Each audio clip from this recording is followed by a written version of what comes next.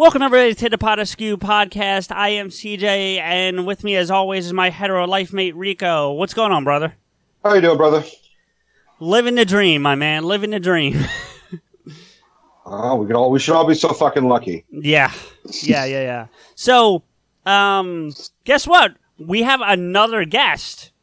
We do. In fact, we actually have someone who is not just in a friend circle. We actually have someone who is in a media and actually knows a little bit more than, whenever we talk about movies and shit, we just kind of basically guesstimate and offer our opinions. We're actually with someone who probably knows way more than we ever do. It's actually kind of amazing that we got very lucky with this guest. And my introduction to him is I first stumbled upon him. And I say stumbled because when you stumble upon this guy, it is kind of jarring. Yeah. But and that's him you're hearing laugh right now. But I read this article. Why don't you introduce him so he doesn't have to sit there in silence first? Oh no, I'm enjoying this. I'm enjoying the setup. All right, I'm enjoying the setup. I'm fucking a little bit of foreplay, CJ. Yeah, and you can't go and just dry. Yeah, exactly. Here we go. All right. I'm sure everything we could say is not going to affect Matty Granger. Give it up for Matty Granger. Yeah. Matt, thanks for coming on. Oh, that screech you hear in the background is the unofficial third member of our thing. It's Bart passing by. Yeah. But no, Matt, thanks for coming on. And what the hell made you want to lower yourself and be on this show? That's all I want to know. I had nothing to do on a Sunday. Well, that's pretty much why we record the show. I love doing this kind of thing. I love talking about movies and my own lofty opinion of them. Well, there you go. I got to tell you, I did some reading up on you because Rico's been obviously familiar with you, but with all due respect, when he told me about you, it was the first time I had heard your name. But so I definitely wanted to, do my research a little bit. And I'm not going to sit there and say I read everything that there was, but I definitely read over some of the stuff and the stuff you've been involved with, and I'm seriously impressed because the first thing I looked up was that quarter pounder with cheese short. My God. Did. And that shit was fucking funny. That was funny. Deep cuts on the show, man. You're gonna have your whole life. Wow. Remember that? This was like that show. This Is Your Life. Yes, no, totally we're not going to do that. that to him. That's just wrong. We're not going to do that to him. But still, like 5 of my exes show up. And they've been hanging out, drinking all day. Well, no, we only found 4 of them, to be fair. Right, there you go. That's that's more than enough. Believe me. No, but seriously, that was a really funny short, and I as you know, life gets in the way of a lot of things, so I didn't get to do as much as I wanted to, but I did see part of Charlie the Clown too, and I laughed my ass off for the part I saw. Oh, I'm glad you did. So. Charlie was a labor of love. It was that was one of the first, when we did that, people hadn't really started crowdfunding yet. There wasn't really a crowdfunding scene, right? And so Indiegogo had just started. I don't even know if they're still around, but Indiegogo had just started, and what we did was sort of become friendly with the Indiegogo people and have them sort of coach us through the process of it a little bit. Oh. So we actually had a pretty good, and we were basically on their front page for that entire time because it hadn't really been done before, and they were really pushing to get their machine rolling. Okay. And so we ended up raising, in total about $15,000. Worth of just donated money and services and equipment and time and people and just a ton of stuff, and managed to pull off this 20-minute TV pilot. That was back in like 2010, so it gives you an idea how long ago that actually happened. And then crowdfunding became like a thing for a while, and then people started paying their medical bills with it, and then it went away.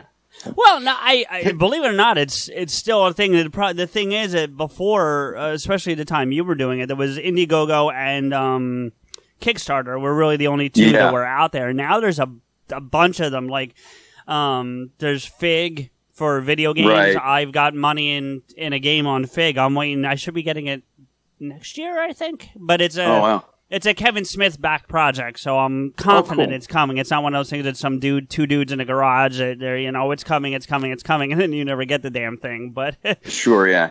Hey, what's wrong with asking for money and living in a garage? What's wrong with that? Exactly, right? Well, exactly. Yeah, except you have to deliver the product. Man, in my projects, we just stood on the corner and asked for change. Pretty much, we'll work for funding. Yeah, pretty much. We'll dress up like a clown for money. Right, exactly. Yeah, oh, jeez. What, Matty? Can I ask you something? Did you get the inspiration for Charlie the Clown a little bit from Andy Kaufman? Actually, the inspiration is actually pretty strange. Why don't tell that? The answer to that is no. I love Kaufman though. I think Kaufman was Kaufman. You know what I mean? Like it right. was. But the inspiration for that, actually, I didn't even realize what it was until many years later. What had happened? I had done a movie called 88 Minutes where I was working as Al Pacino's assistant for about 4 or 5 months. So I'm glad you brought that up. I really want to talk about that as well. Oh yeah.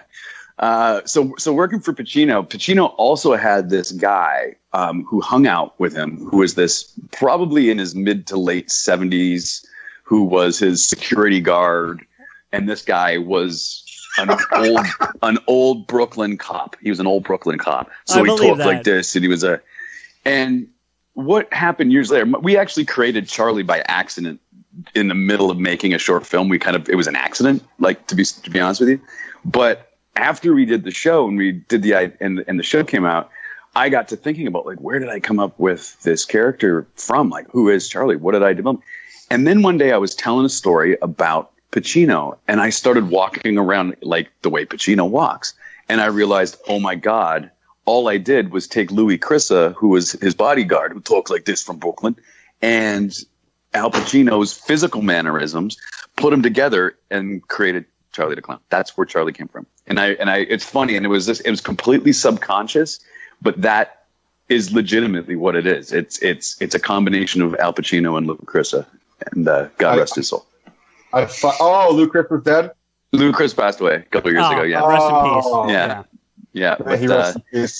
To me, it felt very. I see where Rico gets the Kaufman from. When I say though, I'm not talking about the character, but the show format felt very Conan O'Brien, like him and Andy Richter. Yeah, the idea was sort of inspired by very Rat Pack era version of what television would have been if it was a talk show. There you go, Rico. There's your Rat Pack. There you go. So it's kind of like remember in Goodfellas, or not Goodfellas, sorry, Casino. When Ace eventually got the TV show out of the casino, when he's juggling, when Ace Rothstein gets the casino because it took away his gaming license. Yeah, he's juggling. So and then they gave him the TV. They gave him the TV show. So that was kind of part of the inspiration too. But there was part of the inspiration. There was part of it that was inspired by, like Jerry Lewis. To be honest with you, the movie King of Comedy was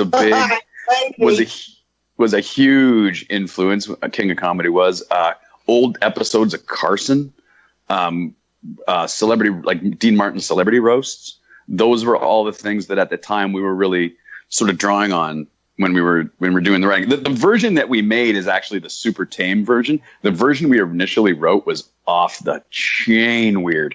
Like it was just a strange one. I really wish we had made that one, but we would have been like blacklisted forever for some of the jokes, I'm sure.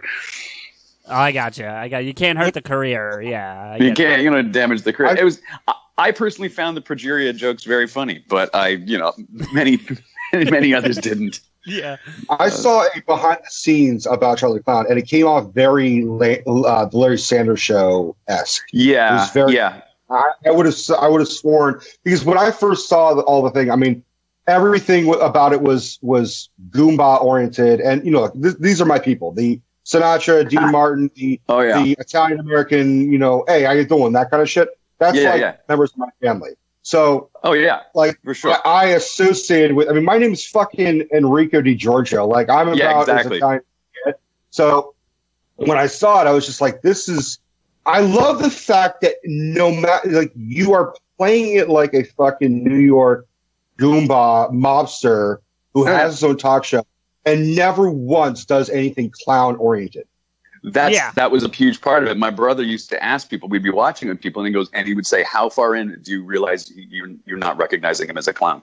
Like, that's the thing, is the clownness actually goes away within a few minutes of watching it. It's just a weird character that we came up with, man. And that's the thing. It just worked for us. And actually, to tell you the truth, we're actually working on a new one. We actually have been. No shit. Yeah, people have been really, like, lately. It just seems to be in the zeitgeist around us a bit that people keep saying, "Hey, when are you going to do another one? When are you going to do another one? When are you going to do another one?" And so we've actually been writing one. And it's funny, like the one that we didn't make before, the one we wrote that never got made.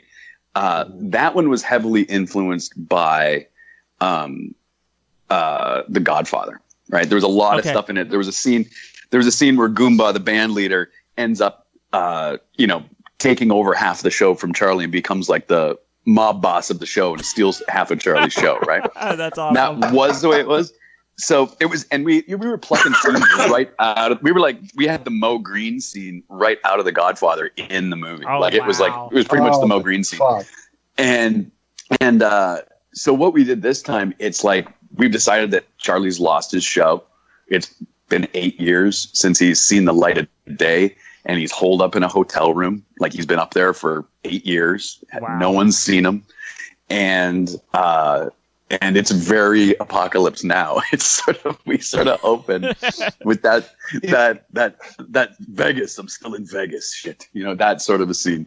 And then what happens is the idea is that Sprinkles shows up. Sprinkles, the sidekick, shows up, and he wants to. And that's your brother, right?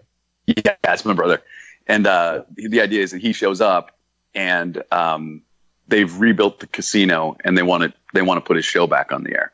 So he's there to sort of try to coax Charlie back into the business, but Charlie doesn't want back in. It's sort of like the opposite of an Eastbound and Down, where the guy wants to be famous again. Charlie wants anything but. So it's a really kind of a different take on him. So he's turned into Howard Hughes, and it'll be an interesting. So I think we're going to start moving forward with that very soon. Like, we've got the outline of the script done.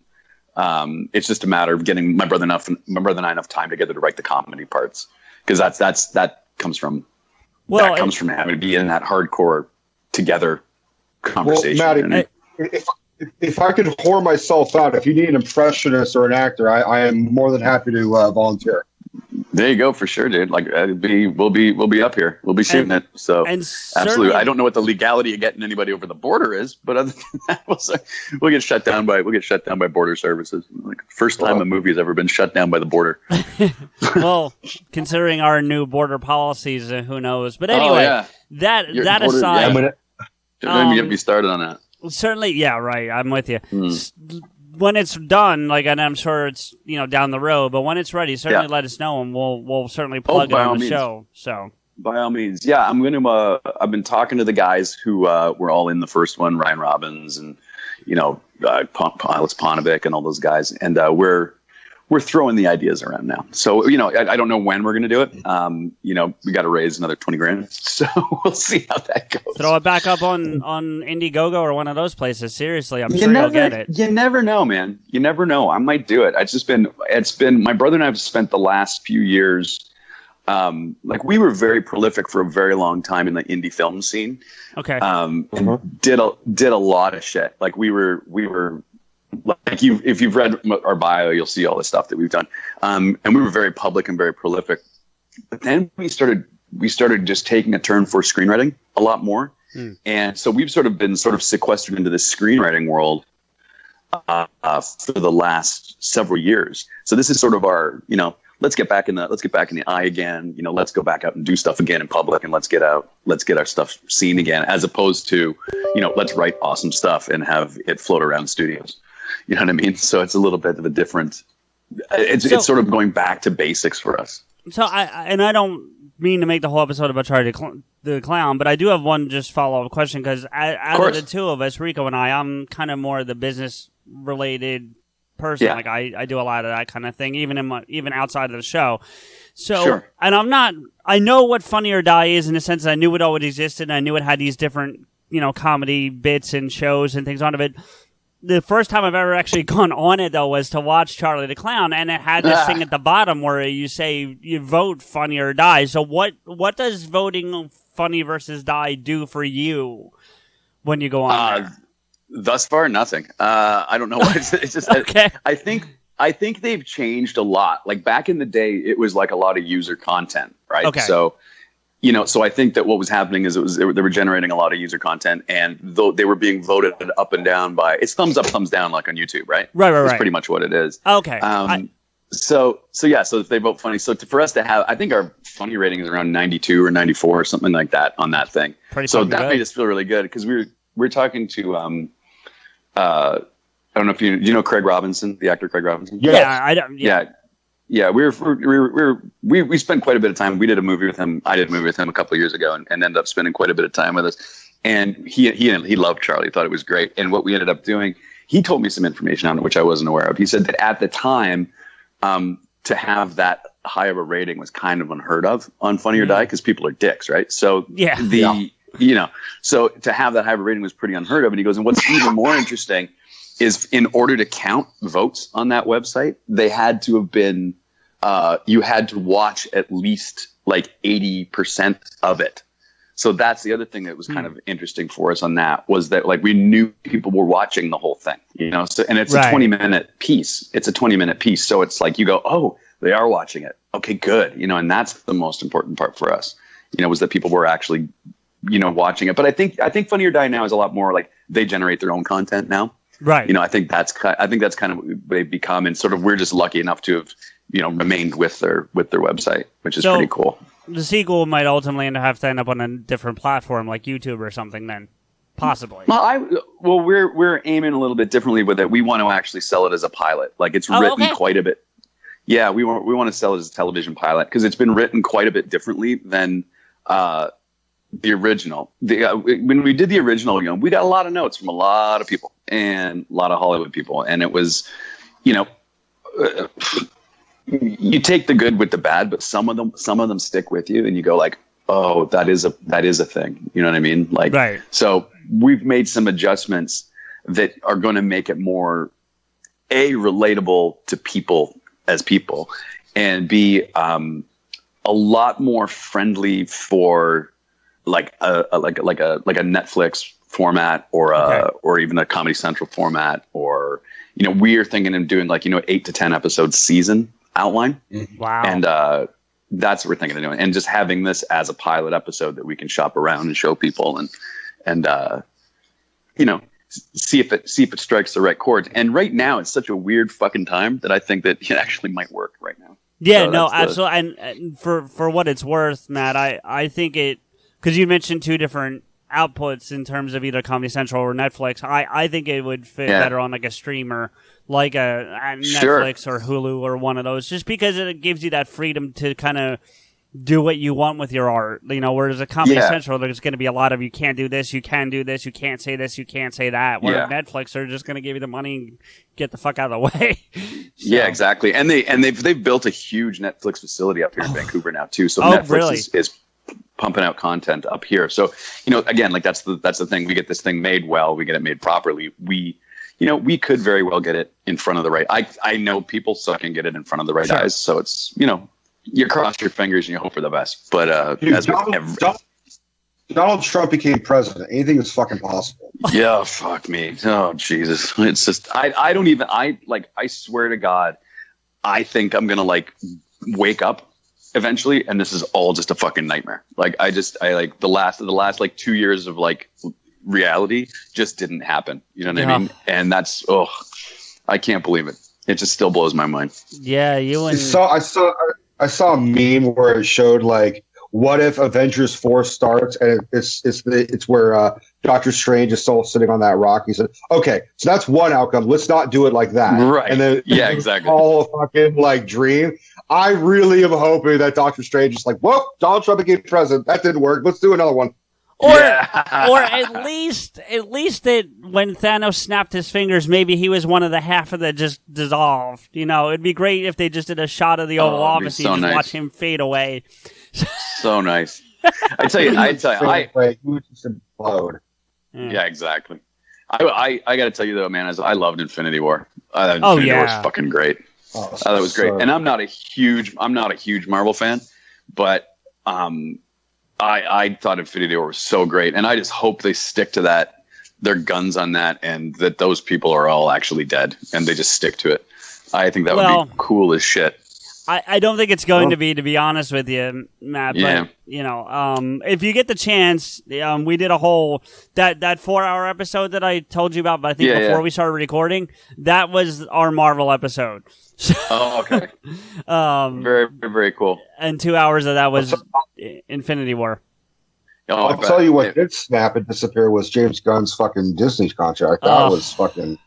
That was pretty weird, man. I think everybody. When I saw that, I was just like, "Well, what the fuck?" I go, "Like, what internet were you guys on for the last 5 years? Like, what? Like, Jesus Christ!" I was like, "Are you kidding me? That's Twitter. What do you think is going to be on Twitter? Right? Especially stuff that's 10 years old. The guy wrote Romeo and Juliet. Right. You worked on Cabin in the Woods. Is that right? I did work on Cabin in the Woods. Yeah, that was a tough one. The only reason I bring it up because I would compare like that and like Slither as like old school, like a new wave of unconventional. You worked on Slither too? I also worked on Slither. Yeah. Oh my god, dude! Slither was one of my faves. I love Slither. I was working on it, and I was like, we're making Night of the Creeps. What's going on here? And then I saw it, and I was like, oh, this is way better than fucking Night of the Creeps. This is so much better. Yeah. Is there anything that like if we asked you, like you would legally not be able to tell us, like about working with Pacino or working with like, working on Slither or anything like that? You know, there are some things I can't talk about. I'll just tell you if there's stuff I can't talk about. I'll just tell you. It's we have NDAs that people have NDAs that extend out. Like I would never tell any dirty secrets of anybody or anything like that. But nor would we ask. To be fair, man, awesome anecdotal stories. I have lots that I can tell. So that's there's a lot of cool experiences. Like, you know, like I'll tell you a story now that you know, I guarantee you don't know. Sure, floor is yours. About how I cut my teeth in the business, my very first job. Basically, I was hired. I ended up getting invited to a party in Toronto in 1999. It was August of 1999, and I had just been in a band and I was doing some acting and stuff like this. Got invited to this party, and I got there and I discovered that it was the start party for X-Men 1. It was sort of like they were about to go to camera. They're about to go to camera, and that's how it all. That's where they all were, party night. So I ended up in a conversation with Tom DeSanto, the producer, and he was like, "Well, what are you doing?" I go, "Like, well, I just finished making this short film, and let's cut a little trailer together, and blah blah blah." And he goes, "Well, we're looking for a videographer. If you send me the trailer, I can take a look at what you've done, and see if we can get you aboard the show." So within a couple of days, I got them a VHS tape, of course, of this little trailer that my brother and I had cobbled together for this little movie we were working on. And I ended up getting the job. And basically what I was hired as was there was a little brain trust of people. And I'll explain who the brain trust was in a bit. And the story behind them is incredible and probably one of the coolest film stories I've ever heard in my entire life. This little brain trust of people wanted the experience documented, right? So it was a screenwriter, executive producer, there was an associate producer, director, all these people. And I was brought in as this. So by just having that proximity to those people, I eventually became one of the brain trust in this movie. It would get to the point where even I would be doing some writing on scenes. So there's scenes in X-Men 1 that I actually did a little writing on with the writer. And they were which one? The scene with Rogue and Wolverine meeting for the first time in the truck. That was That's we crazy. were shooting. Yeah, we were shooting, and they were trying to find a way to connect. The scene was already there, but they were trying to find a way to connect all the tissue of the scene and try to get the thing out of that scene, and it just wasn't working. And then the screenwriter David just turned. He was with Brian. He just turned. He goes, "Why don't we let Matt have a crack at it?" And I was just kind of staring at him. I go, like, "Are you guys really this desperate?" And I go, "Sure, I'll go for it." Went back to the trailer, whipped open the computer, started writing, wrote for a couple hours, came back, and basically they took what existed before and they took what I wrote and they kind of massaged it back together, and boom, that became the scene in the movie. They had to hire a Canadian in order to write. Oh no, dude! No, dude! Get this. I wasn't even hired, man. I was brought on as this videographer, and I was completely unpaid. They paid for my expenses. And Bryan Singer took me aside and he goes, "Listen," "we can't pay you to do this show, but what I will do is I'll make this your film school." And I'm like, "Okay." And Brian at the time was just coming off Usual Suspects. This is his first. This is his first. We had done that Pupil, but this is his first really big picture. And that's what happened. And like basically every time something was going on, he go, "Matt, this is why I'm doing this shot. This is why I'm going to do this shot. This is why I'm lighting this way. This is how we're going to cut it together later, blah, blah, blah, blah, blah." So this all became my film school. So a lot of, my film knowledge came from that movie. Right. But the interesting part of the story is there's two really interesting fucking stories here. Is who that brain trust was. Right. Like I'll tell you both stories. Who that brain trust was. It started with Bryan Singer, obviously, who was just coming off of that Pupil, who was, just coming up, but nobody liked this movie. It was this ugly little movie that no one liked. So what happened was our, budget was like $50 million. It wasn't even that much money. It was it was a small movie for a big budget like that. But, we felt like the ugly stepchild, we really did. And that's the way it was kind of treated at the time. It was like the ugly stepchild of Fox's movies. And what happened was, give you the lowdown on who all these people were. Tom DeSanto was at one time Brian's assistant and became executive producer because he brought Brian to the X-Men project. So he was a young guy who was kind of new at it. He was only 32, 33 years old. He had just come into it. The screenwriter was originally hired because he was an out-of-work actor who needed a gig and was hired to answer phones at the office. So one day he's in the car with Brian. He's driving Brian to a meeting, and he said, Brian's like, I got a little problem with this thing, blah blah blah blah. He goes, "What do you think?" And David knew the X-Men really well, and he goes, "Well, we should do this, blah blah blah blah." Brian goes, "Come to the meeting with the executives and tell them." Okay. So Hayter, David Hayter, the voice of Solid Snake, goes into this meeting. Oh, kind of that going, David. Yeah, David Hayter. Goes into this meeting. He's still one of my dearest friends. He's directing a movie of mine, by the way. That's another thing. That's a whole other story. Wait, really quick, Matt. I want you to finish your story, but just remind me when you're done. I have a really serious question about David Hayter I need to ask you. So, sure. And you may not have the answer to it, and that will be fine. But if anyone's going to have it, it'll probably be you that I can talk to. That's funny. So go ahead. He's one of my best friends. He's one of my best friends in the world. So what happened was, you had all these screenwriters on the movie. You had Joss Whedon on there. You had Zach Penn was on that script. Ed Solomon was on that script. A lot of writers had put their pen on it. And eventually they flew David up. Brian was like, "I want to keep David on as my on-set rewriter." And so David went to town on it, man. He was rewriting every single day. By the end of the movie, David had rewritten so much of the movie that he ended up with sole screenwriter credit.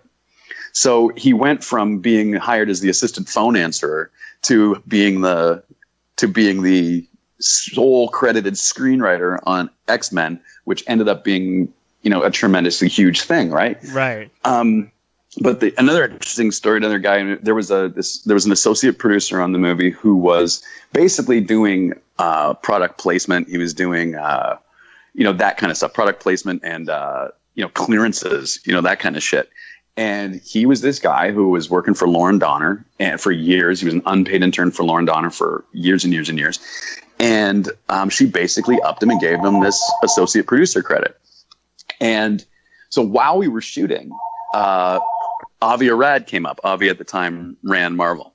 And so when Avi came up, basically this associate producer, former assistant, was basically taking care of him. He's like showing him around, giving him this, giving him that, here's the thing, blah, blah, blah. So at the end of the movie, Avi turned to Lauren and said, I'm thinking of starting up Marvel Studios, and this guy's a really, really great guy. I would like to bring him with me. And she hemmed and hawed and didn't want to give him up because he was really good at this job, but eventually relented, and he went off with Avi. So these are the guys it was. This is the brain trust, and that kid grew up to be Kevin Feige. So from Marvel, so that's where Kevin came from, and we were all in that together. And that was all of us. It was Bryan Singer, Tom DeSanto, who now produces the Transformer movies, David Hayter, who is David Hayter, but Kevin Feige, man, and me. And there was a picture in the Hollywood Reporter a little while ago it was just all of us. It was a picture of me, Tom, David, Kevin, and Jimmy Marsden, and it's referring to us as the Brain Trust in the Hollywood Reporter. And some guy tweeted at me and David Hayter saying that we actually invented a genre. And I was like, holy fuck. I'm like, that's a weird statement, And then I got thinking about it, and I was like, no, that's a very true statement, that it was this little core group of people, who didn't realize they were doing it, but actually invented a genre along the way. And that is probably the thing I'm the most proud of in my entire career, is that 20 years of making movies. I think that whole experience on X-Men 1, and I stayed with the movie. Like, I stayed through post. I stayed right through the premiere in New York. We had the premiere on Ellis Island in New York City. And we were like a family. It was like the cast and crew became a really close family, and we all reunited for X-Men 2. And it was probably the greatest time in my career, and probably the most time of learning, and something that I'm still to this day pretty fucking proud of. Like, pretty proud of that. That was an incredible experience, and it'll always mean the world to me. And the other neat story out of it is probably just as fucking wild as what I just told you, if not more so. Is that possible? Really? I mean, that's that's possible. This is pretty weird. Check this out. So we are at the beginning of the movie, DeGray Scott was cast as Wolverine. I don't know if you guys know that. DeGray Scott. Yeah. So DeGray was cast. And then he had to go to Mission Impossible 2, right? He was down in Australia shooting Mission 2. Yeah. And he was down there shooting it. And they kept pushing and pushing and pushing and pushing. And we kept having to flop our schedule around because, like, we're waiting for DeGray Scott to get the fuck out of Australia and get up here and do it. So we've now pushed Wolverine's start date. We started shooting in August, and we've now pushed Wolverine's start date down to, like, God, must have been mid-October before he started. So we've created this giant gap so that we have lots of stuff we can shoot without Wolverine, so that DeGray can come up. So this keeps going on, and they keep pushing him. And Bryan Singer takes Louise Mengenbach, the costume designer, and he says, fly down to Australia under the guise that we're doing a fitting. Find out what the fuck is going on. Right. So she goes down there on a little spy mission and finds out that DeGray was hurt. He was in an accident. He was a motorcycle stunt went bad or something like that. I remember he was that. Injured. Yeah. And he got injured, and he couldn't get into stunt harnesses. So we were in this situation where now we had a movie character who was supposed to be in stunt harnesses for a lot of the movie, but he was too hurt to do it. And within a few days of her return, of course, he called up and I'm very upset and was like, I can't do the movie. And so there we are, it's September now, and it's very close. We don't know what we're doing. And all of a sudden we're like, well, we've got no fucking star. And you're like, what do we do? So they went out to everybody. They went to Mel Gibson, and Mel Gibson said, sure, I'll do it for $20 million. So that was a no-go. Yeah. Then they went to Russell Crowe. They went to my boy Russell Crowe, and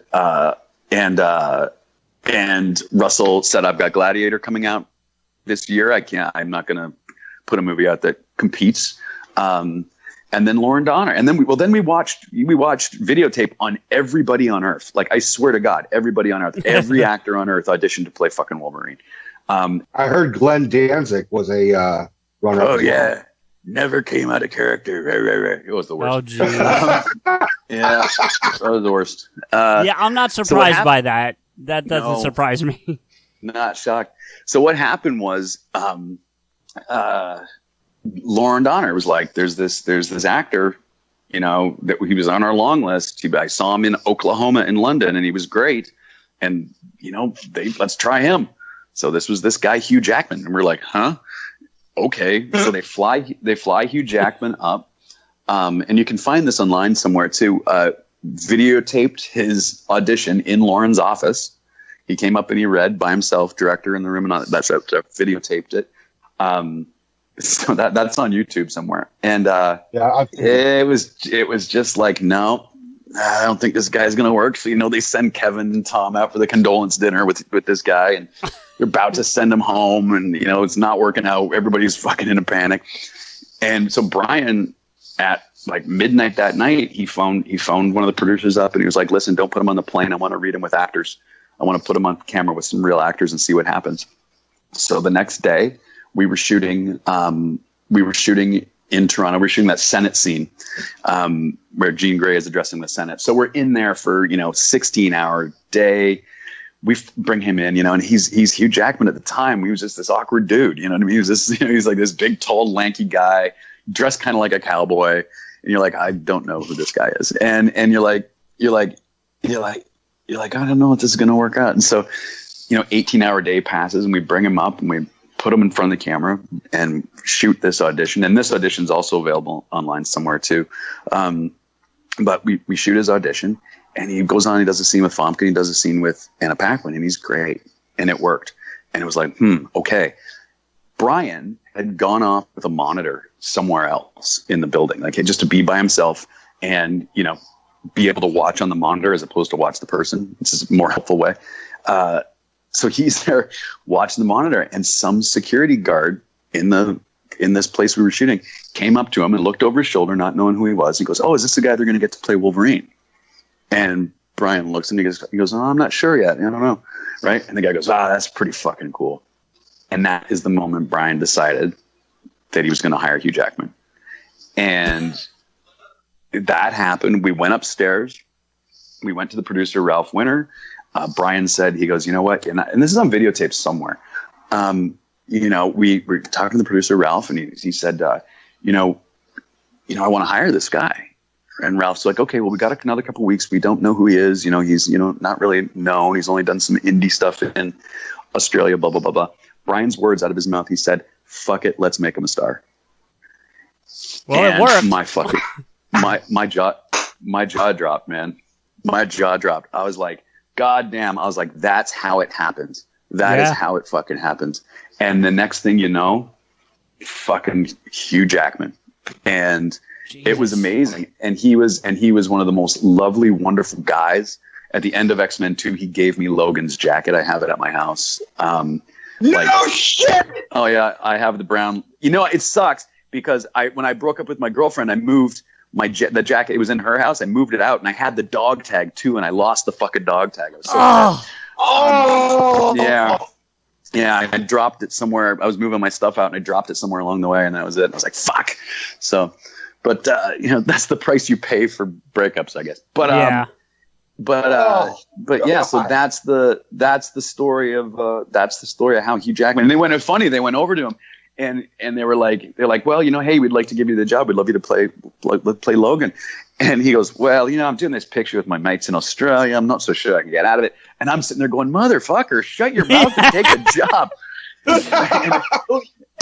And Ralph Winter was like, "Don't worry, we'll take care of your friend's movie." And I was like, "Holy fuck, this is crazy." So that was the birth of Wolverine, and the cool thing about that is I went and I saw Logan last year I was doing a movie with Boyd Holbrook, and so Boyd invited a bunch of us out, like the cast and crew of this movie we did with Boyd, Predator, that's coming out this summer. And Boyd took the entire crew, brought out a theater, and said, I'd like you guys to all see Logan. And so I was sitting in this theater with, the cast and the crew, and my ex and my brother were all there. And it was this amazing moment of watching that character come full circle for me. And for me, it was really moving because I was like, day one of that seemed like it's such a vivid memory for me. And like and I remember so much of that picture because I was looking through a camera lens the entire time. Right. Filming so much stuff. So I have such an interesting perspective on it. And so my memories are all in videotape, so it's a neat thing. So yeah, that's sort of some of the cooler, X-Men stories that, from the first one anyways. Then shit got crazy. Right now, Rico, I don't know about you, but I literally have like a plethora of questions to ask Matt right now. Like, seriously. Matt, you don't know this, but I'm usually the one Go ahead, dominating the show and conversation, and I'm stuck. I usually don't know. Now I don't know what to say. Like, you have achieved the impossible, not just in your story, but like, I lit up a cigarette because I felt like I needed a cigarette after listening to that. Like, this was like, I just fucking had a fucking brain cat as a man. Like, this is, you are by far, like, giving us some fucking gold, dude. This is amazing. I hope you like it, man. I hope it's all dude, good stuff. This is really intriguing stuff. And I'm not even talking about from like a ratings or listenership. This is just really interesting information. So I know I speak for Rico and tell you I appreciate it. But I legitimately do have several questions. So Rico, if you don't have anything, I kind of want to hit him with some of these questions. Shoot. Well, before you go, why don't you ask that question that you were going to ask? Oh, well, no. Okay. In comparison, it's kind of stupid. But the question I had about David, I think anything we say compared to what he just said is No. But, I just won a lottery. That's all. Because you did, man, and congratulations. Seriously. Thank you, sir. But why the hell did they not cast David Hayter for the last fucking Metal Gear? Like, seriously, I don't know. I think that is a bone of contention forever. I think. I don't know. I've never really gotten into it with them about it. But that's fair. I think it was, what did they hired Kiefer Sutherland, didn't they? Yes, and that's the thing. Like, the last Metal Gear? Yeah, and I don't have a thing against Kiefer Sutherland. I don't want to make it sound like that, but like, no, but it's like, why? It's right, like, because I've been playing Metal Gear games since they started voice acting. So Metal Gear Solid, the first one, and it's always been David Hayter. Yeah, forever. Yeah. So when I turned it on, what's that? It's always been David, just forever. Like, it's just, I was baffled by that move. So because when I turned it on and I hear, like, the first time Snake goes to speak, I'm waiting to hear David's voice, and I didn't get that, and I'm like, what the fuck? But I think that was largely, I think that was the larger opinion out there too. Is like, it was a what the fuck, why isn't David the voice? Yeah, exactly. I completely agree. And I did hear some theories because, like, when it happened, I started trying to do some research, and the one that I kept reading, which I think is a bunch of bullshit personally, is that because it was supposed to be pre any of the other Metal Gear games, so Big Boss, they needed or they wanted a different voice that wasn't Snake, the original Snake, and I'm like, no, that's not what happened. You can say that, but that's not what's going on here. So I don't know, but I just thought, since you're close to him, maybe you maybe had some inside knowledge. No, actually, I don't have any insight on that one, unfortunately. I actually don't. I don't know what this. I think he was probably just as surprised. I think I'm sure. knowing Dave, I know. But he went back and did another one though, didn't he? No, they haven't. No? They haven't done enough. Well, there is a Metal Gear MMO game, the multiplayer online one. I haven't played that because I don't like those style games, so I don't know if he voiced that one. But the last single player Metal Gear, he's not on it. So I know this is going to sound stupid and cheesy, but if you could pass on from one direct fan that you've spoken to, that I agree that's bullshit, that he's not in that game. Okay. So, for sure. I'll be seeing him in the next little while, actually. Better yet, ask him to be on our show.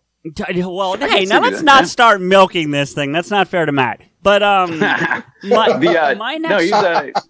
David is actually directing a script of ours that Mikey and I wrote. We wrote so we're out to studios in LA right now trying to get the interest up in it. And it's a horror script in that sort of same realm as like Babadook or that kind of world, like Babadook or like Hereditary, which I fucking loved.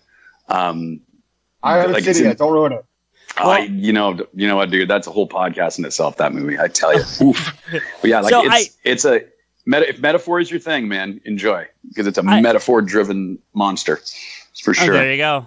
I definitely still have some other questions based on the story you were telling, so I want to ask about. So the first one I would ask is, you mentioned that you were writing scenes, and what part of the scene was your contribution? The whole bit with her putting her hands on the heater. Okay. The whole piece of her like sort of chiding him about his living conditions. Okay. The line about the claws coming out. Okay. Does it hurt? That was a slight takeoff from a line that was in a comic, and I just sort of tweaked it a little bit. But basically, that scene is told in like 3 parts. And there's sort of like a part that always existed. The piece that I wrote is sort of in the middle, and then there's the how David pulled it together at the end is how that scene sort of. It was the proudest moment of my life. I went to the premiere in New York City. We went and we did it on Ellis Island, which was fucking crazy. Cyndi Lauper was there, which is even crazier. and I was watching it, and I was realizing that, oh my God, this is like the proudest fucking moment of my life, and it was the first time I had seen something I had written on a screen. And it is sort of what made me like, I wanted to make movies because of Star Wars growing up. That's what started it. And that moment of seeing my words on the screen come to life and come out of actors' mouths that had made me realize I wanted to write. At that point, I knew I wanted to write. And David was a great writing coach for me because David was, he was getting me the writing books and saying, like, this is what you do. This is how you do it. Blah, blah, blah. This is why you do it. And David's a great fucking writer, man. He did those. His original draft of Watchmen was so goddamn good. I can't even tell you. Like the original draft. I think they kind of fucked it up a little bit, but I love the movie, which isn't something I'll say about Zack Snyder movies a lot. But okay. But yeah, but I love Watchmen, and I can watch it over and over again. Yeah, Watchmen's good. Yeah, it's good, man. Like I just love it. So my next question to you is, since you were there for the birth of the character, essentially, I mean, obviously not Wolverine because that's from way back, but the cinematic version, if you will. And obviously, it sounds like you weren't involved in the Logan movie directly. Do you feel like I know you said you already kind of said you saw the full circle of it, but do you feel like they gave it the right ending that it deserved, or? I loved it, to be really honest with you. I loved it. I was like, this is a great way to send him off. And I having him have to fight himself, like, come on. Yeah. That's about as fucking Wolverine as it gets. Totally. That is that character. Do you know what I mean? And absolutely. Yeah, I loved it. I think they made some X-Men missteps along the way. We left after part 2. Like after part 2 was done, we all got kind of kicked out of the club.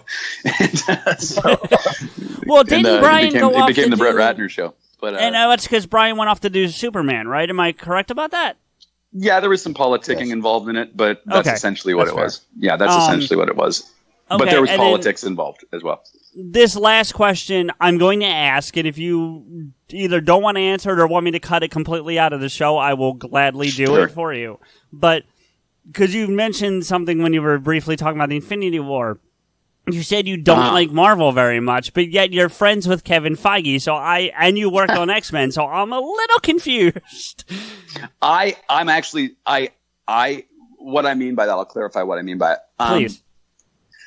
I am not one for razzle dazzle in movies. Okay, that's fair. I like really plain and basic. Not plain and basic. I shouldn't say it like that. But like, the tone, the pace, the reality of X-Men 1. You know what I mean?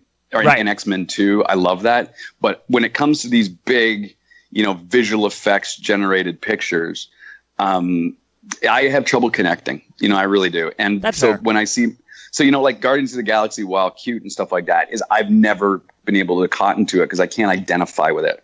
And I just don't have I just don't connect to it on that level that you're supposed to. That being said, Infinity Wars was a whole other fucking can of worms. Oh yeah. And yeah. And so, but there's been a few that I've liked. I thought Winter Soldier was probably the best Marvel picture so far. Okay. Next to Infinity War. Right. Winter Soldier. It's assumed Infinity Wars is on its own pedestal. Yeah. Like, it just lives in its own. It lives in its own fucking world, man. And Yeah. you know what? Can I throw a fucking theoretical curveball about what I think about that movie is? I think What's you have crazy, to. Yeah. What's crazy is why the choices in the next one are going to be so difficult is because, in my opinion, I think we're going to discover that Thanos was right, is what I think it is. I think that Thanos was correct in his theory. His actions may not have been sound, but his theory was in fact correct. And I have a feeling that you're going to see Tony have to make the same decision down the line. And I have Good night, everybody. I have a theory on how they can do it too. I have an interesting thought on how they can do it. I think they're going to end up doing it with Ant-Man, but I think that Tony could construct his own Infinity Gauntlet because they've got that crazy Wakandan technology. Yeah, they've got all this. The stones have been scanned and everything. Everybody, there's a lot going on there. You could make, in theory, a synthetic Infinity Gauntlet. Yeah, and I think that what you could see happen is I think the Avengers are going to go back to New York. I think they're going to go back to the original Avengers battle in New York when the sky opened up and right before Tony went insane. And Tony's going to have to say to Tony Stark, before Tony Stark went crazy, he has to look at him and go, I need you the way you are now to battle Thanos in the future. And I think that what will happen is crazy Tony Stark, old Tony Stark, will wind up flying up and closing the hole and destroying all that, sacrificing his life in the process, but changing the future path by allowing non-crazy Tony Stark to now lead the Avengers, making it a completely different thing. So now he won't have that preconceived Thanos thing in his head that's clouded him the entire time. But I think that the way he has to do that is by altering the future. He is technically in himself also killing half the universe in a weird way. So I don't know. I just think that Tony is going to be faced with some pretty stark realities, shall we say. And I think there could be some really interesting mind-bending shit, Yeah, so, okay. I'm not laughing at your theory. I totally see where you're coming from. My laughter comes from the fact that, as you're aware, our show is called PodAskew, and it's Sure. an homage to Kevin Smith. That's how Rico and I became friends. So I'm going to paraphrase Kevin from every episode of Fat Man on Batman he's ever done in the last 5 years.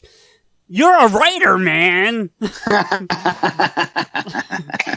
He says that to Mark Bernard at least once every episode, so I don't know if you follow that or not. DJ, you read my fucking mind. I was thinking just to myself, like, this guy's a fucking writer. This is a Mark Bernard. I used to write Star Wars theories, and on my Facebook that's how page. you and I met, actually. That's how you and I met. Yeah, that's how you and I met because you wrote this article about. It was more of a retaliation, actually. It was against that Seth Abramson dude. I remember that. Yeah. This guy the whole fucking tearing apart the Force Awakens, and I loved Force Awakens because JJ gave me something that even George Lucas couldn't do for a while, which was literally give me a new hope for Star Wars. And no pun intended. And then, whether people complain that it was a sort of a carbon copy of the original, it just brought up all that feels and all that nostalgia, and it made interesting characters. I look at Kylo Ren as what we deal with neo-Nazis. Vader was a Nazi, and then Kylo Ren is like the army brat who joins, knows the Nazi shit is wrong, knows all about the Holocaust and said, "Fuck it, I'm going to join anyway." Yeah, That exactly, is what's right? scary about him. Yeah, he's So a loose all this cannon crazy person. Yeah, I mean, and his lightsaber represents his character in a nutshell. It is fiery, it is crackle, it is cracked, it is unstable, and It's at the chaos. same time, It's pure chaos.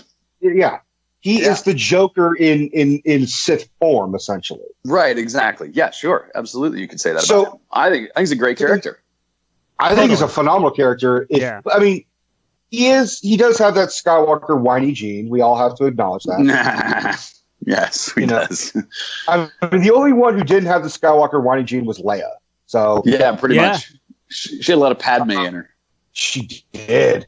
I love your theory about that as well, where you talked about maybe like it was something like you would like hardcore like old history and translation to like Sanskrit or something about like Padme, about like what you have to correct me, but like there's something about Kylo, and it was like the Knights of Ren are from something about Padme, right? What I thought would be an interesting idea, and you can't do this now because Last Jedi came in and fucked up JJ's game and ruined everything. But what the theory at the time, I'm trying to remember it precisely, but what the theory at the time is like I translated the word, I think it was the word orchid, and orchid translates to the word Padme in Sanskrit, and it translates to the word Ren in I want to say like Chinese or something like that. So my thought was that this was the Knights of Ren essentially would be the Knights of Padme, is what the idea was, and that these guys were searching for Sith artifacts, right? And part of what I think the theory I said, it was something to do with resurrection of Padme, something to do with the resurrection of Vader. I'm trying to remember what I said. I don't remember, but that was the idea, that they were actually honored Padme. They actually were honoring, Kylo Ren's grandmother, essentially, and that was the theory, and they were fighting in the honor of her, type thing. I'd have to go back and look at the theory a little more and remember what it was. When you wrote that, it made me immediately think of the Da Vinci Code, about like the separate sect of knights that were protecting Mary Magdalene. Yeah, very much so, right? So that the Templars were doing that. Yeah, absolutely. And I thought that was a cool old school idea, to do something like that. I had a lot of ideas. My brother and I have an outline for a Star Wars movie that we've never quite written. My friend Jason is a VP of Lucasfilm, and I'm just waiting for that. I'm just waiting for that moment where we finally crack our story, so I can hit him with it, because I actually think it'd be kind of an interesting idea to what we've got. We have a neat idea that occurs like immediately following the destruction of the second Death Star. Completely different characters you've never met before. Fresh characters that I think you could actually make a really fun, fucked up movie about, and it would be really, really interesting. But I would, man, if I had a chance, I would take a crack at an episode. I would take a crack at a Star Wars episode. I'd walk into that place and. Rico earlier tried to get his way on a movie set, and I kind of jokingly chastised him for that, but I'm telling you right now, you get your hands on that Lucas money, please don't forget us. That's all I'm saying. Well, we'll do another podcast. We'll do more podcasts. We'll do one every week. I'll go under an assumed name and I'll tell you the things I may or may not know about the movie. That would be genius. But it would be fun. I think it would be fun to do a Star Wars movie. I would love to do one. I've thought about it a lot. And, there's so many characters you can play with. That's the beauty of it. Oh my God. Because. And that's why you've got that EU in the books and all these things. I know they say that's not canon. JJ came out and said that a while ago. But at the same time, you've got all these creative people that have written all these different versions, whether it be books or other things. So you've got such a large world you can play with. So totally, oh my God. It's massive. Like, I just think just the thought of bringing Thrawn into the next movie is just boner-inducing. I'm like, if you could bring in Thrawn... and because that's what I thought was going to happen at the end of Last Jedi. I was watching it, and they send out that signal. And I don't know if you've read the new Thrawn book. Have you read it? Not the Alliances, but one called Thrawn. Basically, the idea behind that book is that the Chiss ascendancy is basically they're another empire essentially that lives in the unknown regions. So that's where they are, and what they're doing is they're sitting there assessing how to operate in the war between the Empire and the Rebellion. Like, will the Empire remain viable or not? And if it does fall, the idea is Thrawn would be there to help choose the next leader so that the Sith ascendancy could basically control that empire.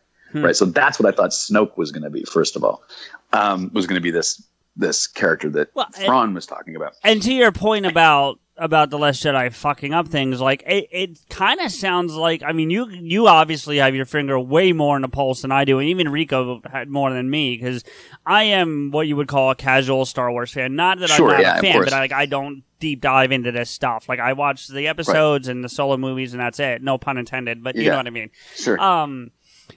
That aside, like, from what I have read, it seems like JJ is coming in with episode 9 and pushing the reset button on what Rian Johnson did. Yeah, I mean, he has to. You know, that's what I walked out of Last Jedi.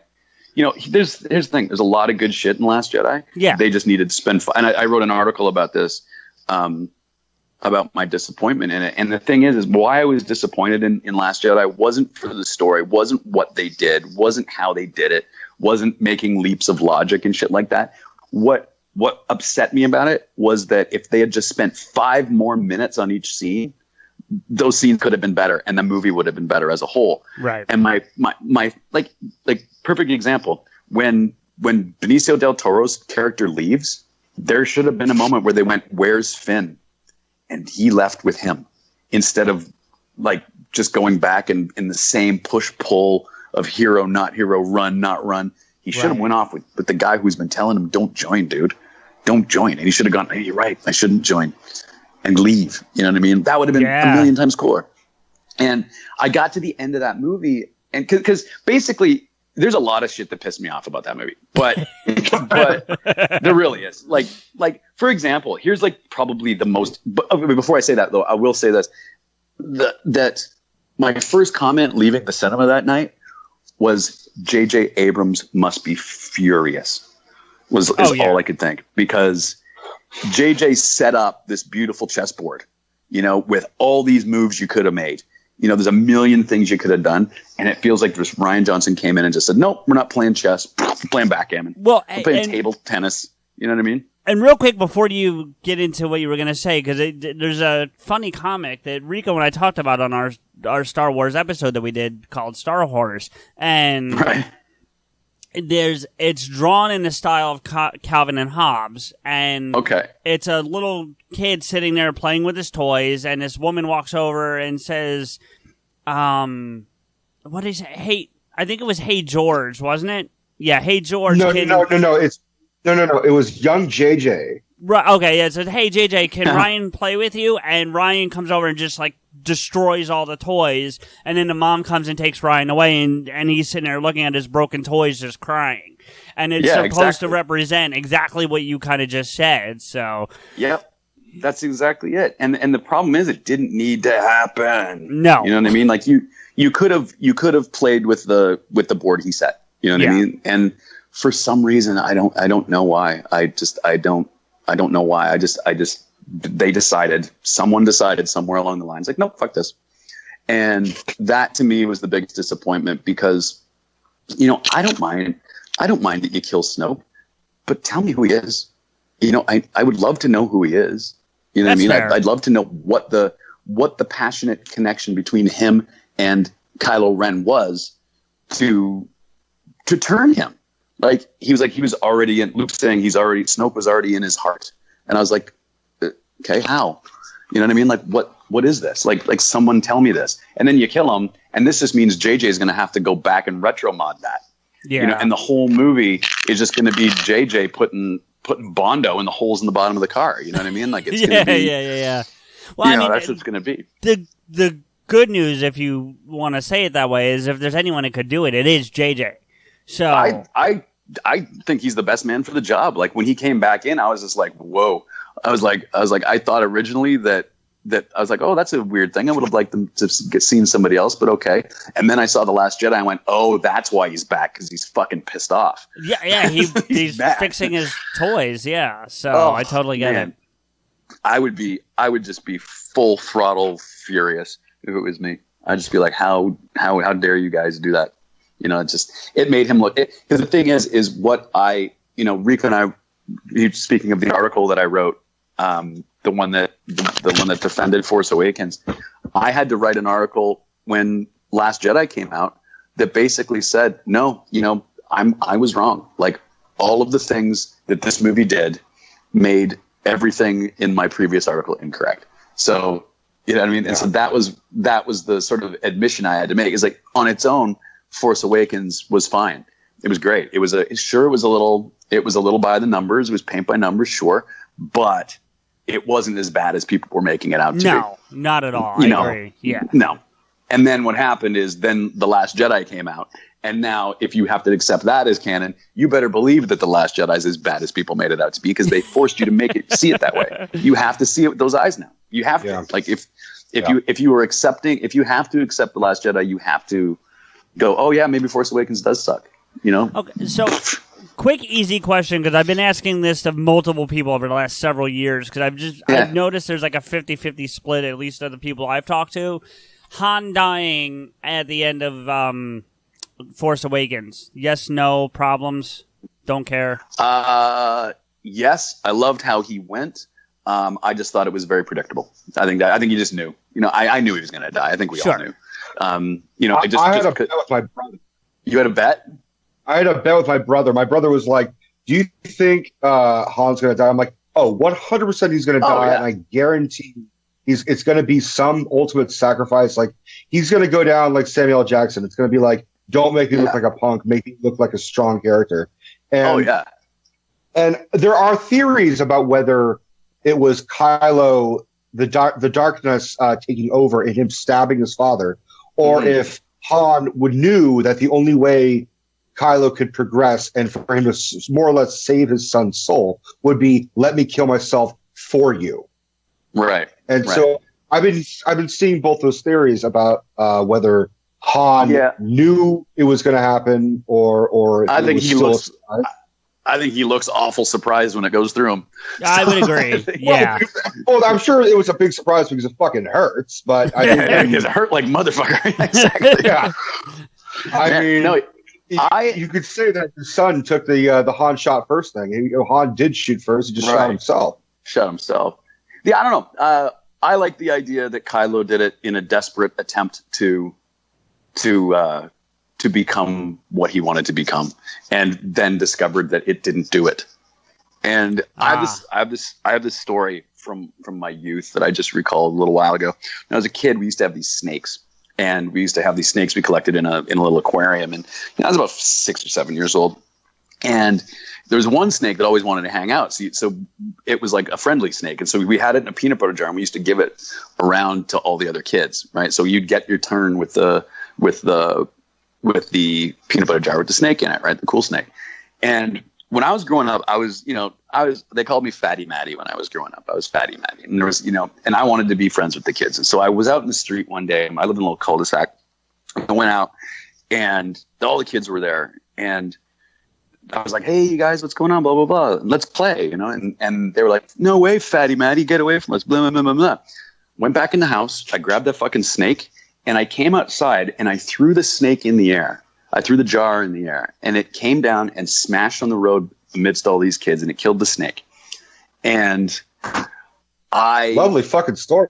No, Thanks. Well, I did this. I did this, psychologically, like looking back at it many years later. I did this not because I wanted to not have these people as my friends. I did it because I wanted them to be my friends. If this makes any sense in the mind of a 7-year-old child. Right? I do follow the logic. Yeah, I'm with you. So my thought on Kylo Ren, but what happened is it didn't work. It didn't work. They weren't suddenly like, hey, be my friend. They were like, what the fuck did you just do, you psycho? My theory on Kylo Ren is that's Kylo Ren throwing the snake. What I think he did is he's going, I can turn evil by killing my dad. So I'm going to make this thing happen. Grunk does it. dad dies in a moment of love, and then Kylo Ren goes, "Oh, that didn't do to me what I expected it to do." Yeah, it didn't. Kylo thought he was going to go full fucking Vader at that point, but and he didn't work. Yeah, he felt shitty. He felt really bad. He felt there's dialogue about it, about him feeling bad about it, and it's just like, So that was Kylo Ren's attempt at being evil, and at that point, I don't think he was. And at that point, I still think he was trying to be evil. I think that kind of goes back to your point about there's some good things that come out of The Last Jedi. And one of them, to me, the first thing that jumps to my mind as you're telling a story, or your theory here, is that moment where he has the opportunity to shoot the deck of the ship with Leia on it, and he doesn't pull the trigger. Yeah. But then here's how stupid that scene is. Okay. But then the TIE fighter right next to him blows her up and sends her into space, and he doesn't even blink. He didn't even blink. Yeah. He was like, oh, well, I guess Gary got her. Well, save me the trouble of killing my mom. Fuck. Was that garbage? I was like, fuck, man. I was like, well, Gary killed mom. And they should have had a scene where he went back and fucking murdered that TIE fighter pilot. That would have been, had that happened. Right. He'd gone back and just got out of his TIE fighter, and the fucking pilot came up and he was walking away, and he's like, "Hey, TK-93, come on over here for a second." He fucking takes his head off. Like, it would have been, that to me would have been, there's him killing his own men the way his grandpa did. You know what I mean? Again, like, that's him.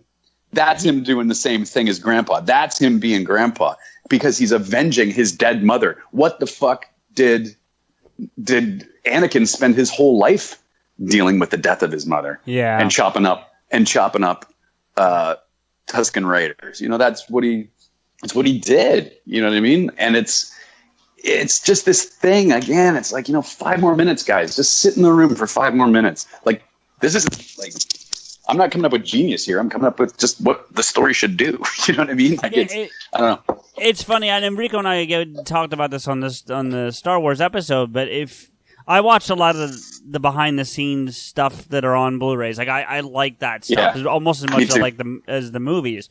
So then I'm guessing you watched I think it's almost like 2 hours in and of itself, the documentary of making The Last Jedi. And oh my God, it's so depressing. It's like they knew. Bro, yeah, but you're right, but that's not what I was going to say. I'm not a movie person. You clearly have made movies, though. I mean, you've been on the other side of that camera, not only literally, but also in other aspects of the industry. And it looked like he was never comfortable to me. Right. And I don't know what it's like to be in that world. You do, But by comparison, real quick, I'm sorry, Matt, but real quick, by comparison, I just watched the one on Ready Player One. And Spielberg was in control from day one till the end. Now, I'm not comparing Rian Johnson to Spielberg, but you know what I'm saying. Like 100%. Yeah. And you're right. He did seem timid and afraid. He seemed timid and afraid the entire time in that documentary. Where you watch it and you're like, oh, he has no confidence. Because he's like, maybe. And then does that nervous little laugh after everything he says. Yep. And you're like, oh, Rian Johnson's so afraid of this job. Oh no! And then and then by comparison, when I was watching the Ready Player One, Steven's like, "Yeah, do this, do that, do this, do this," and everyone's like, "Yep, that makes sense." You know what I mean? Like, there was never that moment of question. Yeah, of course. It was such a letdown because Rian Johnson gave us Looper, and Looper was such a weird awesome. And very. It was such a basic premise, and it worked so well. Plus, they made Bruce Willis actually look awesome. In a very long time. That has not happened for a very long time. And that's a tough one. Even though Joseph Gordon-Levitt, even though Joseph Gordon-Levitt looked kind of he looked enough like a young Bruce Willis where it works. His acting is spot on. The story is simple. It's personal. It's to the point. And I was a big fan of Looper, and I always recommended it at work. And but then, I had my own theory about like, what if there was time travel in Last Jedi? What if they brought Rian Johnson in? Because did you read my theory about that? I think so. Were you the one who said like Kylo and Snoke are the same fucking dude? Yeah, that was me. Yeah, that was my thought. Yeah. Is that he? Well, my theory is that in the future And this is because this is all Rian Johnson. I was like, Rian Johnson's doing this movie. This is fucking awesome. I'm thinking that somewhere in the future, some really, really, really, really, really fucking bad thing happened, and Rey died. He was I thought the really, really bad thing happened. It was Last Jedi. Yeah, right. Yeah, it did happen.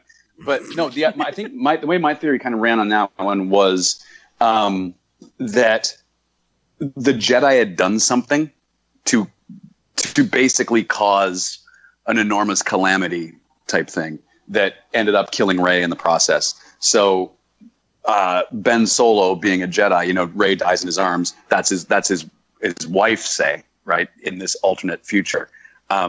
So then the idea is that when he dies at the end of the universe, he sends his Force ghost or whatever back to inhabit a body.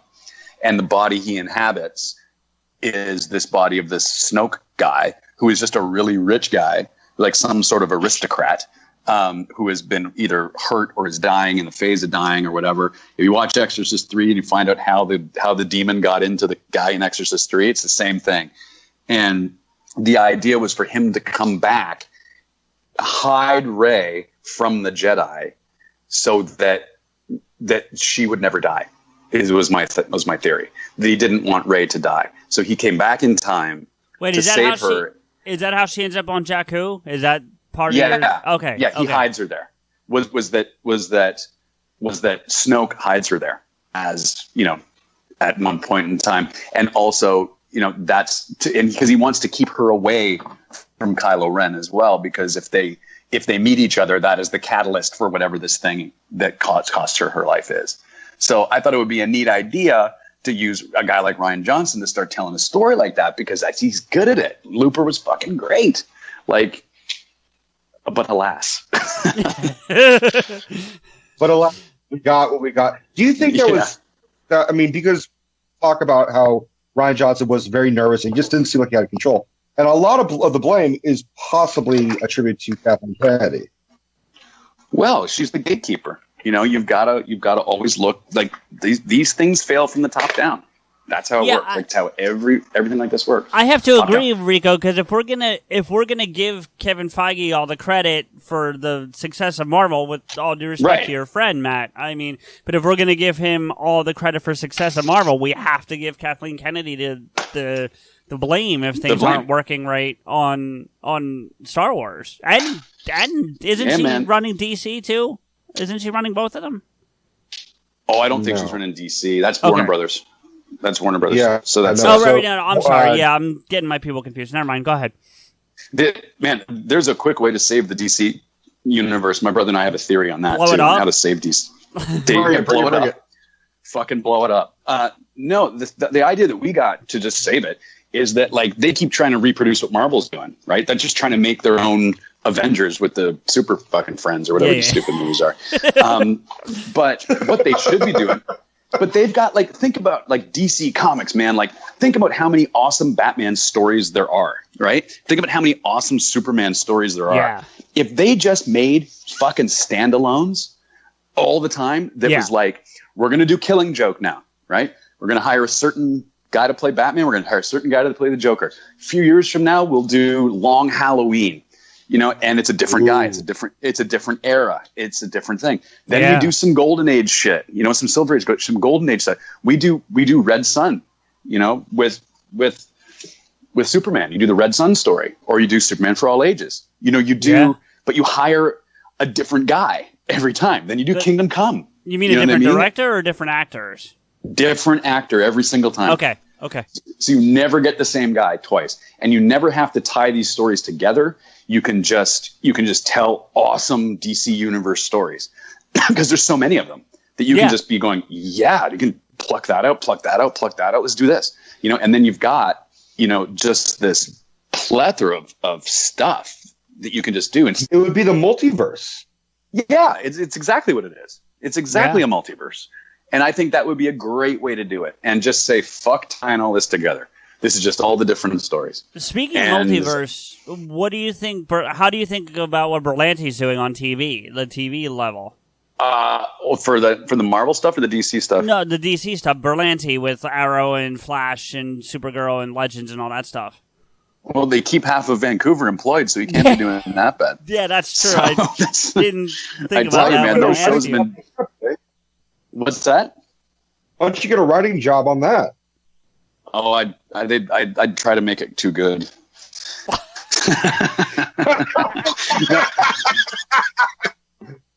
They wouldn't want me. I actually was on an episode of Arrow. I was acting on an episode of Arrow. Yeah, you were a ghost, right? That's You were one of the ghosts. Ghost number 2, right?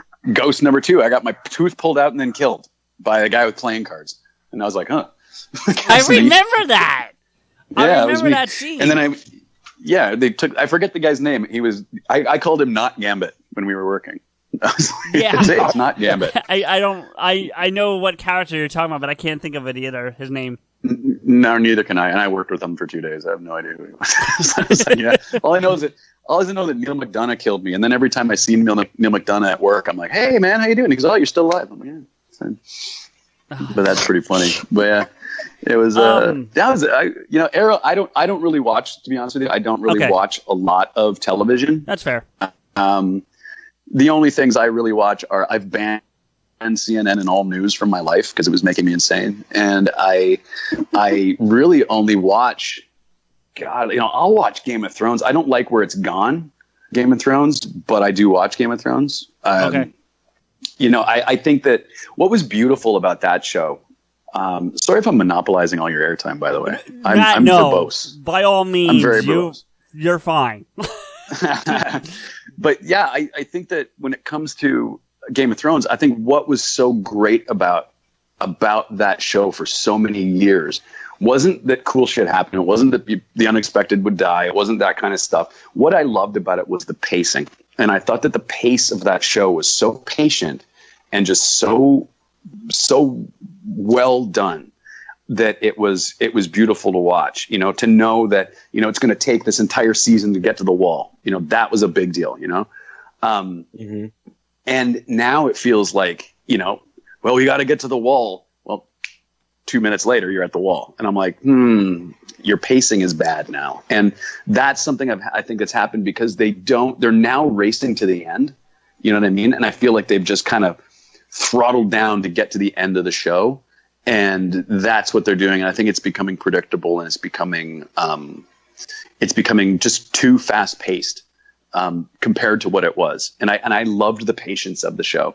And now without that patience, I'm sort of like, ugh, how's the idea that Jon Snow and what's her face are together now is just weird because they just met, and it's so quick. You had 2 seasons before the girl decided she was going to kill the Hound. You know what I mean? So it was like, I don't know. I think that's sort of my issues with that show, but I like that show. I don't know. I loved Breaking Bad when it was on. I think it's the best television show ever to happen. But yeah, I don't really watch much network stuff or any of that CW stuff. That's fair. It seems like you're into the time. But it just seems like since you are into the comic world and the Star Wars world, that it might just be something you would had your finger on. So I was just curious. Yeah, no, I see them every day, but their office is across from my office on my last show. So I was like, hey, there they Arrow again. So, but they're back for season like 3,000 or something like that at this point. Arrow, I think, is season 7. Flash is coming up on 5. Yeah. Supergirl. Yeah, 4. They shoot on like their stages are right next to each other. Right. You get Flash on one and the other one, Arrow on the other one. It's just, I don't know where Supergirl is, but there's a lot of that. Kevin's talked about it, but I can't remember because we listen to all of his shows and stuff. So yeah, I've never actually met Kevin Smith. I'd like to. My friend Steve Stark used to do his animation for the show. JM. Yeah, my friend Steve Stark did that. Yeah, he was the animator for that show for a long time. Didn't he also do Jay and Bob's Silent and Silent Bob's Super Groovy cartoon movie? Yeah, that's what he was. Yeah. That was Steve. Real good guy. Real good fella. Yeah. I mean, the few times I've heard Kevin talk about him, he's had nothing but positive things to say about him either. For what that's worth. Yeah, he's like a cool, like when I met him, he was doing Flash animation, like 2D Flash stuff. And I think he's still doing that exact same style. He's just gotten really fucking good at it. Yeah. And really put the pedal down and really went for it. But yeah, he's a good guy. No, I didn't mean to cut you off, Matt, please. Oh, did you? I didn't even know. Because Kevin, they do this thing right now, and I think you will appreciate this more than anything, but there's a Twitter handle out there called ScanBC. Okay. And what it is it's the police scanner. Yes. Yeah, I'm on that. I follow that. Yeah, so do I. And I follow up because of Kevin, because what he'll do on every so often is he and Scott Mosher will sit down and read like the non-lethal tweets from it. So like if someone dies, they don't talk about that. But some guys walking down the street with a hockey stick and no pants or some weird shit like that, whatever. They're hilarious. Right, but so they'll talk about it on Smodcast, and then Steve, I'm assuming based on the cartoon style, will animate the stories and they throw them up on YouTube. Oh, that's funny as hell. I didn't know that. Yeah, it's on Kevin I just have Smith's to send channel. a quick message to a guy. Oh, sorry, I didn't mean to interrupt you. I just have to send a quick message and I'm just going to bump my call that I have my 6 o'clock. I'm having too much fun with you guys. No, if you got to, we appreciate that, but if you got to do your thing, we don't want to mess up your schedule here. No, all good. I'm okay. Sending a quick text message here. Sorry for interrupting. Oh no, dude. We could pause if you need to go to take a break or something. If you want to, I'm done. Stop recording for a minute. No, okay. I'm done. Already sent. Already good. I'm running out of ideas. ideas here. There's just so many places to go. I don't know where to go next. So. Oh man, there's lots. Let me ask you a question. Yeah. If you could actually direct a either DC or Marvel or even Sandman type of thing, what superhero would you actually make a movie of? G.I. Joe.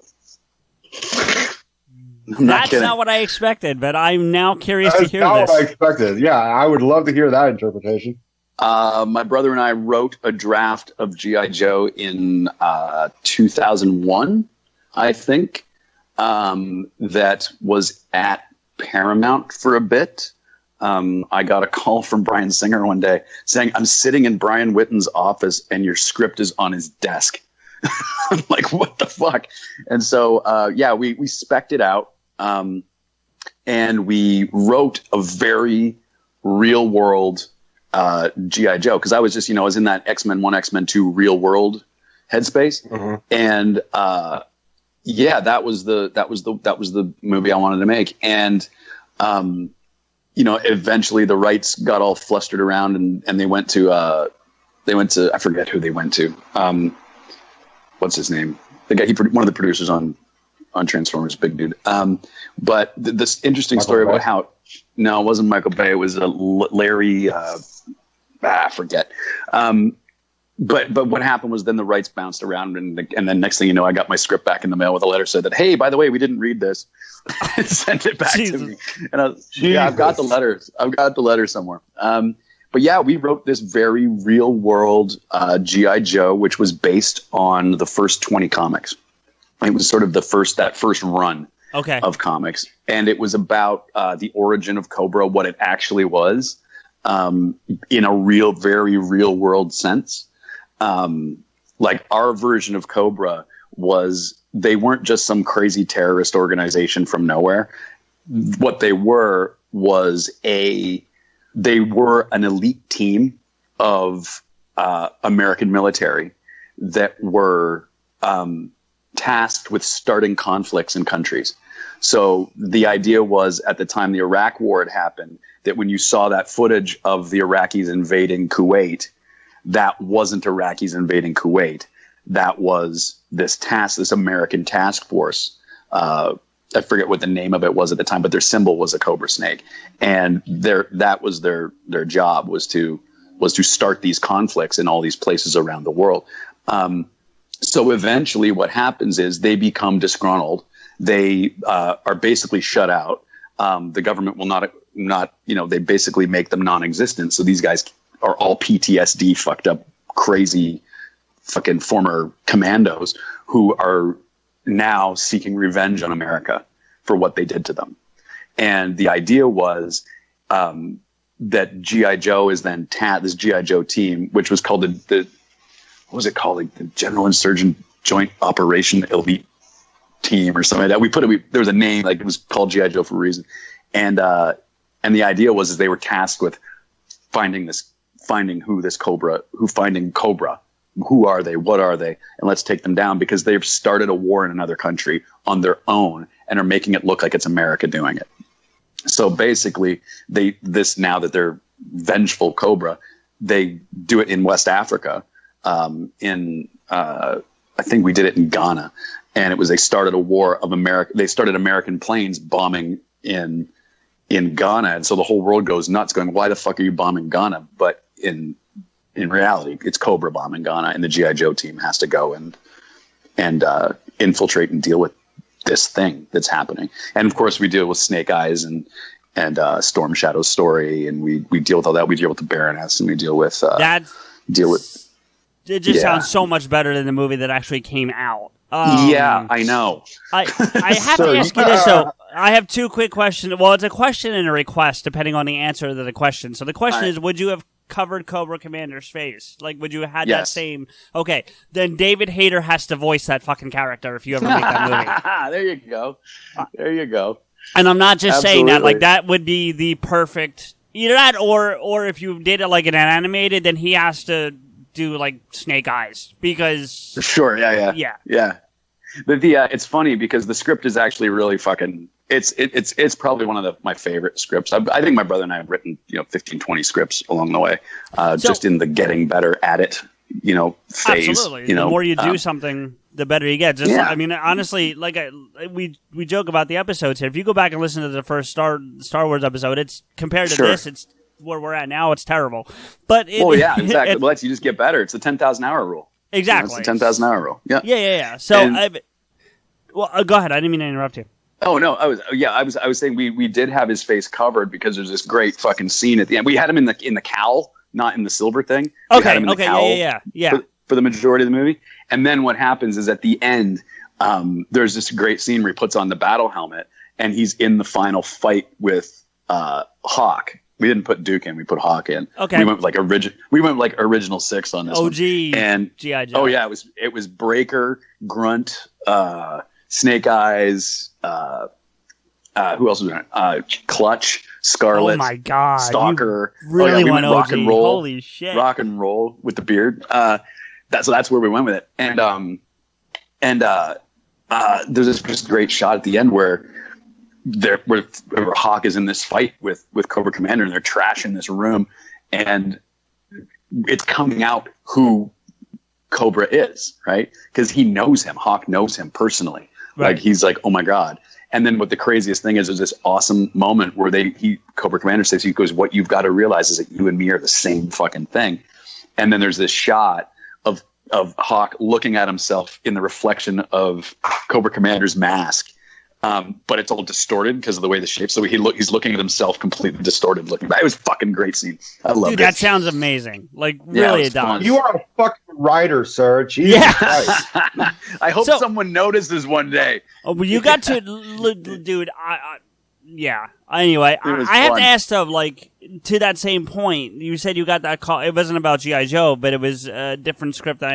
It just went out of my head about which one it was. But you said you got the call from Bryan Singer that it was sitting on the dude's desk. Yeah, that was G.I. Joe. Yeah, it was sitting. Oh, it was G.I. Joe. Okay. When you get a call from, obviously not from, because I think you would consider Bryan Singer a friend, right? So it would be like any of your other friends calling you at this point. That's not the part. But when he calls you and says it's sitting on some guy's desk, does that still like excite you? Does that still like blow your mind, or is that just old hat at this point?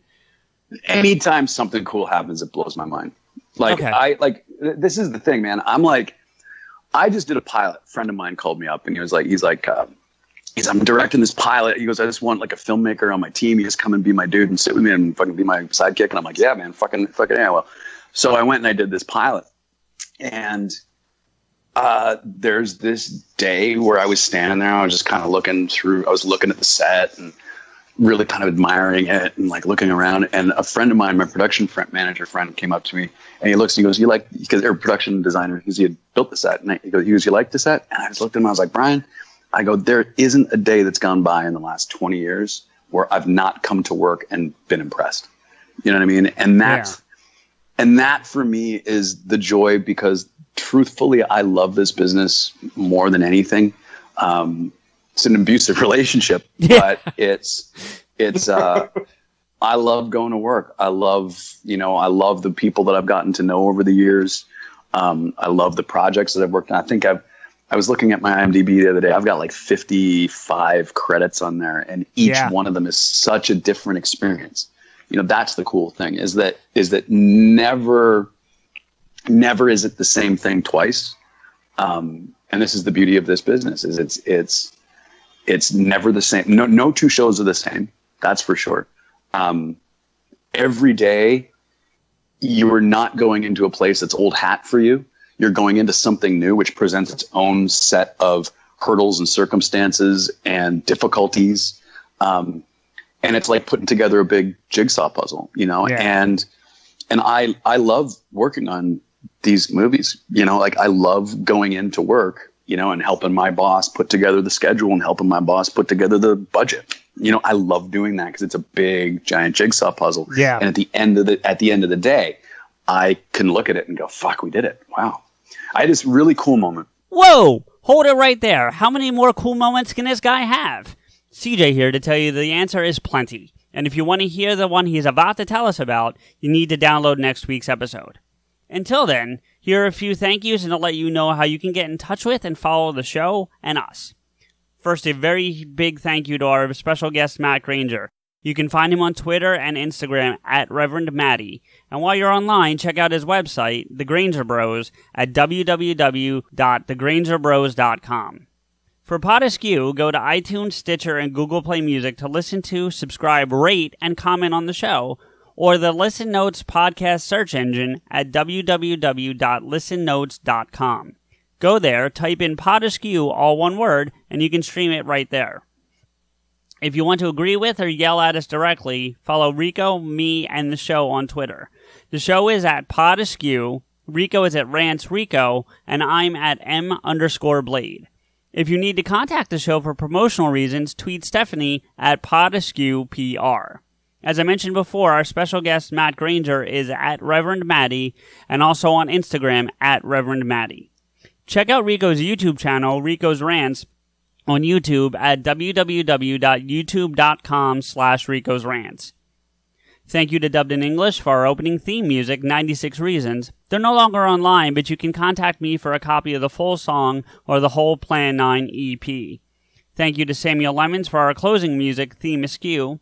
You can find his music on SoundCloud at www.soundcloud.com/Samuel-Lemons. Finally, our biggest thank you is to you, everyone, for listening.